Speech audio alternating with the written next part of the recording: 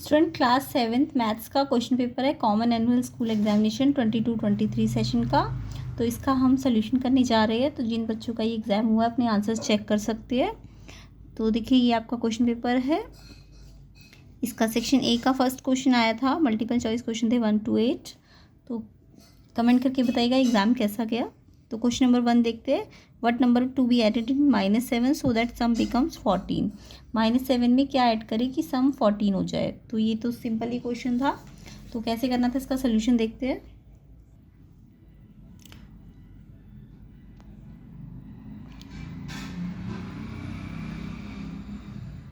तो देखिए -7 में प्लस एक्स, मान लीजिए x प्लस किया हमने, तो कितना मिला हमें 14 मिला। तो x निकालना है तो ये -7 इधर जाएगा तो +7 हो जाएगा, यानी कि 21 आंसर आएगा। इसका आंसर है आपका ऑप्शन नंबर डी, 21 आंसर।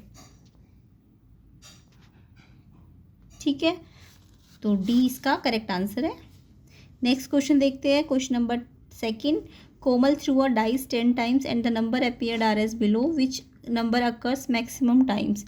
तो कोमल ने एक डाई थ्रो की 10 टाइम्स और पूछा क्या है कि कौन सा नंबर है जो मैक्सिमम टाइम आया है। तो देखो यहाँ पे 3 आपका कितनी बार आया है, 1 2 3 बार आया है, और जो 2 है 1 2 2 बार आया है, और 6 भी 2 बार आया है, यानी कि 3 सबसे ज़्यादा बार आया है ना, 1 2 3 टाइम्स आया है। तो यानी 3 इसका आंसर होना था। मैक्सिमम टाइम पूछा था तो इसका आंसर कितना है, 3। बी ऑप्शन इसका करेक्ट है। किस किस बच्चे ने ये ऑप्शन टिक किया है कमेंट करके ज़रूर बताना। क्वेश्चन नंबर 3 देखते हैं। Is 17 divide by x equals to -1। आपको एक्स फाइंड करना था, ये डिवाइड है। तो देखो डिवाइड को हम ऐसे लिख सकते हैं ना, 17 अपॉन एक्स इक्वल्स टू -1। तो एक्स निकालना है तो क्रॉस मल्टीप्लाई कर दो, यहाँ पे 1 लगा दो। तो ये क्रॉस मल्टीप्लाई करोगे तो एक्स तो इससे मल्टीप्लाई हो गया, -x हो जाएगा, और 17 1 जा 17, और एक्स का जो नेगेटिव है इधर लग जाएगा। तो यानी कि -17 इसका आंसर है। तो -17 आपका सी ऑप्शन करेक्ट है इसमें। नेक्स्ट क्वेश्चन देखते हैं। Question number 4। Which of the following is an example of alternate angle in English alphabet. Alternate angles का एग्जाम्पल देना था। तो कोई भी पैरेलल लाइन में ट्रांसवर्सल लाइन अगर ऐसे काटे तो अल्टरनेट एंगल ऐसे बनते हैं ना, ये इधर तो ये इधर, तो यानी कि ऐसे करके जो बनते हैं ये करके, तो यानी जेड सिंबल किसका होता है, अल्टरनेट एंगल का। तो इसका जेड सी जो है करेक्ट आंसर था। उसके बाद इसी में चॉइस का क्वेश्चन था, सप्लीमेंट्री एंगल पूछा था इस एंगल का।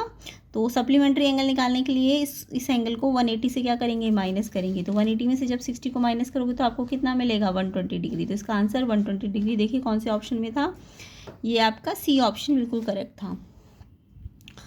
सी ऑप्शन किस किस बच्चे ने लगाया आंसर कर कमेंट पे बताना। नेक्स्ट क्वेश्चन देखते हैं।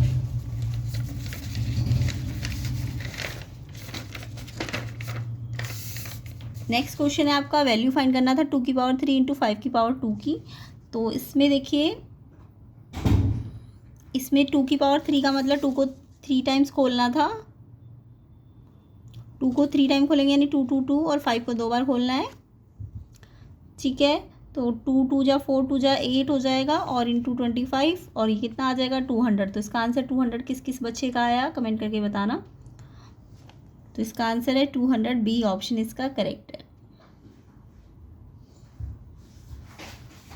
इसके बाद नेक्स्ट क्वेश्चन देखते हैं। Question number 6।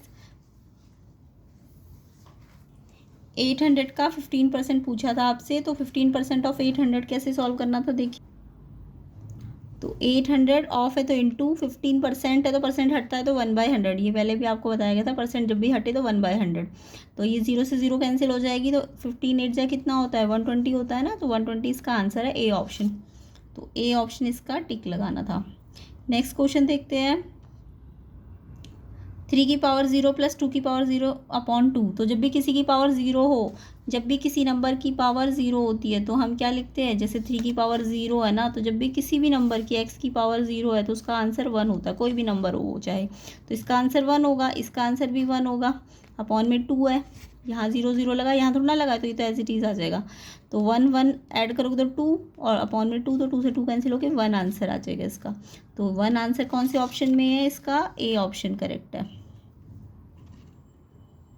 इसका 1 आंसर ए ऑप्शन में है ना। आगे देखिए, इसका चॉइस वाला क्वेश्चन था। 3/5 की पावर 2 है, और फिर डिवाइड 3/5। तो देखो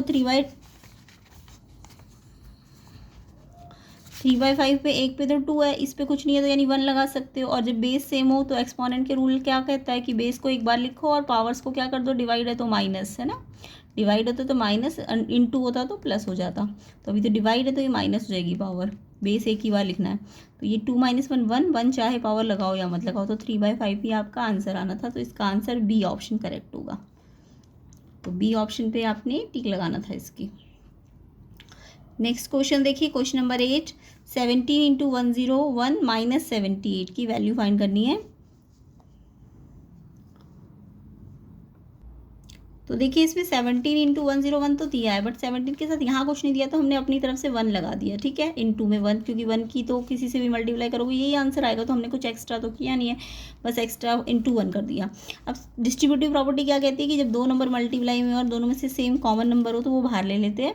अब इसमें से अगर ये बाहर है तो ये बचेगा अंदर ब्रैकेट में, और फिर माइनस इसमें से ये बाहर है तो ये बचेगा अंदर 1। तो 101 में से 1 को माइनस करोगे तो 100, और फिर लास्ट में से मल्टीप्लाई करेंगे तो 7800। तो डिस्ट्रीब्यूटिव प्रॉपर्टी लगानी थी इसमें, तो डी इसका आंसर होगा, डी ऑप्शन। तो डी ऑप्शन इसका करेक्ट आंसर होगा, ठीक है। तो डी ऑप्शन इसका करेक्ट है। चॉइस वाला क्वेश्चन देखते हैं। -3 ऐड -3 to 10 टाइम्स। -3 को 10 बार प्लस करना है, तो आप -3 + -3 + -3 ऐसे ना करके -3 को सीधा 10 से क्या कर दोगे, मल्टीप्लाई, ठीक है। तो मल्टीप्लाई करेंगे तो -3 10 बार प्लस ना करने की बजाय हम सीधा 10 से मल्टीप्लाई कर देंगे, तो आंसर कितना आएगा, -30। तो -30 आपका डी ऑप्शन में होगा, ठीक है। तो डी ऑप्शन इसका करेक्ट है। किस किस बच्चे ने ये ऑप्शन लगाया है कमेंट करके बताइएगा। अब सेकंड और थर्ड क्वेश्चन आपका केस स्टडी बेस्ड क्वेश्चन था। तो इसका देखिए सबसे पहला क्वेश्चन सेकंड देखते हैं। तो रमनदीप अपने डेली रूटीन में कुछ हिस्सा तो स्टडी को देता है 1/3, और 1/6 वो प्लेइंग को देता है, 1/4 पार्ट वो स्लीपिंग को देता है, और बचा हुआ पार्ट वो रूटीन वर्क को देता है। तो आपको पता है एक दिन में टोटल 24 आवर्स होते हैं ना, तो नंबर ऑफ आवर्स स्टडी में कितने जाएंगे, अगर 24 आवर्स है टोटल, तो 1/3 पार्ट कहा है ना इन्होंने क्वेश्चन में, 1/3 पार्ट स्टडी को है, तो 1/3 24 का निकाल लेंगे, तो नंबर ऑफ आवर्स स्टडी के निकल जाएंगे। ये पार्ट में दिया था तो आपको इसको नंबर एग्जैक्ट नंबर में निकालना था, तो 24 का 1/3 है ना, तो 8 आवर्स आ जाएगा।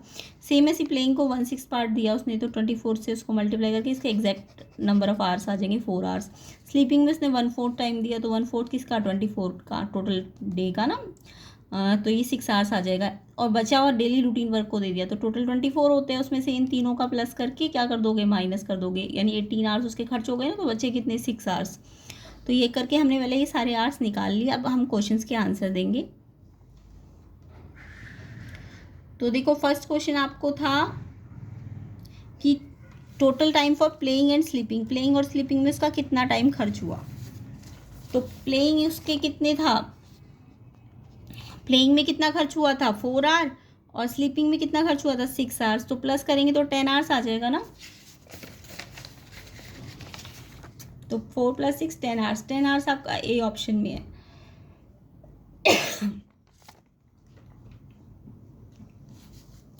तो 10 आवर्स आपका ए ऑप्शन है। उसके बाद नेक्स्ट क्वेश्चन था, what is the difference between the time in hours for studying and sleeping, study और स्लीपिंग में कितना डिफरेंस है। तो स्टडिंग कितने घंटे की थी उसने, हमने निकाले थे ना सारे घंटे, तो स्टडी में कितना टाइम लगा था इसका 8 आवर्स, और स्लीपिंग में कितना लगा था 6 आवर्स, और डिफरेंस बोला है तो उसको इससे माइनस करना था, तो माइनस करके ये आएगा 2 आवर्स, ठीक है। तो 2 आवर्स देखिए कौन से ऑप्शन में होगा, डिफरेंस वाला 2 आवर्स, बी ऑप्शन इसका करेक्ट था सेकंड वाले का। थर्ड क्वेश्चन आपको पूछा था, maximum time is given in time table, सबसे ज़्यादा टाइम किसको मिला है। तो सबसे ज़्यादा टाइम हमने देखा किसको मिला है, सबसे ज़्यादा टाइम देखो 8 आवर्स स्टडी को मिला है ना, बाकी सबको तो 6 4 और 6 मिला था, तो स्टडी को सबसे ज़्यादा टाइम मिला है, यानी कि स्टडी को सबसे ज़्यादा टाइम मिला है। तो इसका आंसर आएगा स्टडिंग, सी ऑप्शन इसका करेक्ट होगा। फोर्थ पार्ट पूछा था आपसे, which part of the whole day is given for studying and playing, studying और प्लेइंग को कितना पार्ट मिला है। तो स्टडी और प्लेइंग को पहले आप जोड़ लो, स्टडी 8 आवर्स, प्लेइंग कितना है 4 आवर, तो 8 और 4 12 होते हैं, तो 12 और पार्ट पूछा है तो 24 से इसको डिवाइड कर देना, क्योंकि 12 आर अगर इसको मिले हैं तो 24 से इसको डिवाइड करोगे तो ये पार्ट निकल जाएगा, तो 1/2 पार्ट मिला है दोनों को मिला के। ठीक है, तो सी ऑप्शन इसका करेक्ट है,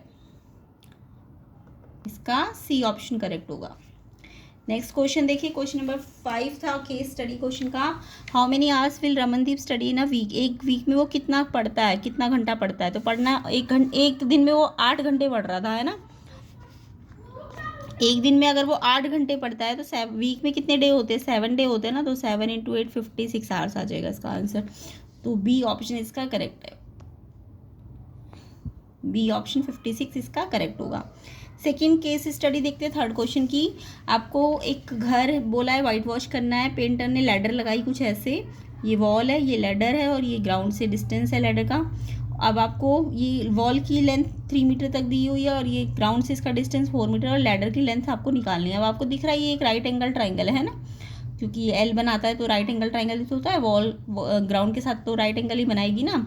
तो आपको पूछा है कि ये कैसा ट्राइंगल है, तो ये राइट एंगल ट्राइंगल है, सी ऑप्शन इसका करेक्ट है। कैसा ट्राइंगल है ये? Right angle, C option first question का। उसके बाद आपको इसकी लेंथ ऑफ लैडर निकालनी है। तो देखो लेंथ ऑफ लैडर कैसे निकलेगी, जब भी एक राइट एंगल ट्राइंगल होता है तो आपको पता है ना पाइथागोरस थ्योरम लगती है।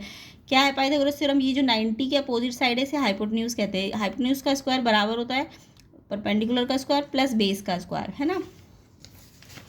तो यहाँ से हाइपोटेन्यूज जो है वो तो आपका लैडर है ना, तो लैडर का स्क्वायर की लैडर की लेंथ को एल मान लो, एल का स्क्वायर बराबर परपेंडिकुलर का स्क्वायर प्लस बेस का स्क्वायर। परपेंडिकुलर 3 था और बेस 4 था, तो 3 का स्क्वायर 9 आ जाएगा, 4 का स्क्वायर 16 आ जाएगा। 9 और 16 होते 25। अगर ये एल स्क्वायर में तो 25 को भी स्क्वायर में बदलो, 5 का स्क्वायर, तो स्क्वायर से स्क्वायर कट गया तो लेंथ आ जाएगी 5, यानी कि लैडर की लेंथ कितनी आ जाएगी? 5 मीटर। तो इसका आंसर देखिए कौन सा ऑप्शन होगा?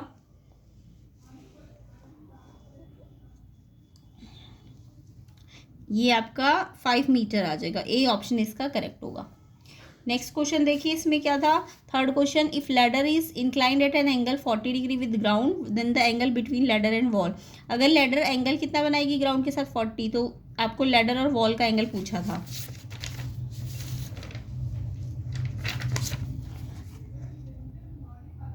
तो आपका लैडर का, ये लैडर है, लैडर का ग्राउंड के साथ एंगल दिया है 40 डिग्री और लैडर का वॉल के साथ ये वाला एंगल निकालने को कह रहे हैं। तो आपको ट्राइंगल की प्रॉपर्टी पता है ना, एक ट्राइंगल में तीनों एंगल का सम 180 होता है। तो एंगल ए तो हमें निकालना है, एंगल सी हमें वॉल के साथ दिया हुआ है 40 और ये तो हमें बताइए 90 है।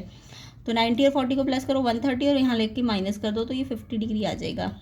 ठीक है, एंगल ए 50 डिग्री, तो इसका आंसर है हमारा 50 डिग्री, बी ऑप्शन करेक्ट होगा। उसके बाद इसका फोर्थ पार्ट था, if two side of a right angle triangle are same the measurement of angle are. तो अगर एक राइट एंगल ट्राइंगल में 2 साइडें सेम हो, देखो 2 साइडें मतलब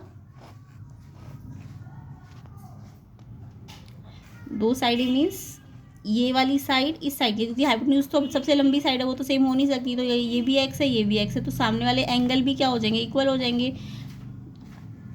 तो मान लो ये वाई एंगल है तो ये भी वाई हो जाएगा। अब आपको पता है वाई 2y और साथ में ये 90, तो ये मिला के अगर 180 है तो अकेला y कैसे आएगा? 2y, 90 को वहाँ ले जाके माइनस कर देना और y कितना आ जाएगा? 45, यानी कि ये भी 45 आएगा, ये भी 45 आएगा और ये 90 तो है ही, है ना। तो यानी कि कौन सा ऑप्शन ठीक है? 90, 45, 45, डी ऑप्शन इसका करेक्ट होगा।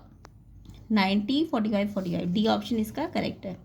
अगला क्वेश्चन देखते हैं, question number 5। Which of the following is true? कौन सा ऑप्शन इसमें से ट्रू है? तो देखो आपको पता है कोई भी राइट एंगल ट्राइंगल है उसमें पाइथागोरियन ट्रिपलेट लगती है ना। तो यहाँ पे 4 का स्क्वायर और 5 का स्क्वायर करके देखो, 4 का स्क्वायर 16 होता है, 5 का स्क्वायर 25 होता है। क्या इनको ऐड करके 9 का स्क्वायर 81 मिलेगा आपको? 16 और 25 को ऐड करके नहीं मिलेगा ना। ऐसे ही 5 का स्क्वायर 25, 5 का स्क्वायर 25, 50 हो गया। 50 क्या 10 होता है? नहीं होता, है ना। तो आप लेफ्ट हैंड साइड को भी सॉल्व करो और राइट हैंड साइड को भी देखो। यहाँ पे 6 का स्क्वायर प्लस 8 का स्क्वायर, यहाँ ना मुझे लग रहा है कुछ मिस्टेक है, 10 का स्क्वायर होना चाहिए, इसको 10 का स्क्वायर कर लेना।